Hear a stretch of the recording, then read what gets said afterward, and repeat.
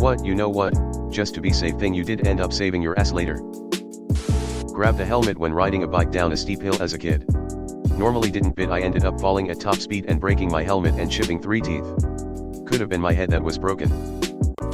Oh, I did the same except instead of eating dirt, there was a car coming up the bottom of the hill around a blind curve. I was 11. Unsure whether or not my family is better off with me having made that choice, given a bunch of cascading effects, but I guess being alive is kinda nice. Wear your helmets. Filling up my ridiculously large 2.5-liter water bottle yesterday, a pipe burst in my building last night and we still don't have running water 20 hours later, but I still have my bottle. Make sure you have an emergency supply of water in your house. I once subcultured a master culture which was used in a very important research study. We were specifically told not to do that because of patent liabilities. But still I had a gut feeling that we were going to need another plate cultured. And lo and behold, a student accidentally dropped the plate in a lab and it shattered. Saved us 6 months of time and penalties. I have no idea what cultures and subcultures are in this context, but I know what 6 months of work are, so good for you.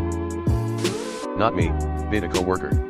Was trying to separate some railroad ties with a crowbar as part of his yard work for the day, and when it popped, a nail flew and embedded itself in one of the lenses of his safety glasses he threw on because he had them for work. He keeps them on his desk as reminder. PPE is not just for the workplace, folks. Learned my lesson while using my weed whacker. Piece of debris hit me in the eye, took a couple of days for it to feel right again. I was at a sleepover as a kid. I was a little worried because my mom had been oddly tired earlier that day. I went home early because I was worried. By the end of the night I, 14 at the time, had to call an ambulance for my mom, as she was having problems with her heart and I was the only one there with her. She was incapable of forming coherent sentences and would probably not have gotten the help she needed if I wasn't there. So, good thing I was. During a hurricane, I realized the street was flooding, so I figured I should move my car farther up the driveway. On my way out, I had the sudden urge to poop, so just to be safe, I stopped by the bathroom first. Maybe 30 seconds later? Boom. Neighbor's tree fell directly on my car, crushing it. Link. That shit saved your life. Learned CPR and first aid. Had to give CPR to a family friend when she collapsed from a heart attack, and thankfully she was brought back after being down for 15 minutes. She only had minor memory problems and mostly just couldn't remember that day. She's still here and kicking years later. Was in a dune buggy with a roll cage and just driving it around the neighborhood. Put on a motocross helmet just to be safe. When we wrecked, the side of the helmet that hit the road was completely white as all the paint had been scrapped off. Always wear a helmet in anything with a roll cage. Once before we left for a 2-week vacation, my husband decided to turn off the water and drain the faucets and stuff. I thought he was being silly. But the power went out while we were gone and everything froze. He likely saved our house and everything in it from burst pipes and flooding. I had gallbladder pain on and off. One day I decided I should get it checked. GP gave me antacids and sent me for an U/S just in case. No gallstones, but they found a 4 centimeters tumor on my left kidney. Cancer. Got the kidney whipped out.